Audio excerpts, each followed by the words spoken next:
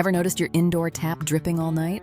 Besides driving you mad, a leaky tap can waste thousands of liters of water each year and push up your water bill. The good news is, it's usually a quick and straightforward fix you can do yourself.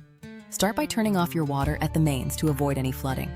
Open the tap fully to release any remaining pressure. Next, carefully pop off the cover on the tap handle, then unscrew and remove the handle itself. You'll see a brass spindle underneath. Use a shifting spanner to unscrew the cover nut holding it in place. Pull out the spindle gently. At the base of the spindle is a small rubber washer, which is often the cause of the drip. Take this washer to your local hardware store to find an exact match. Don't guess the size, as the wrong washer won't stop the leak.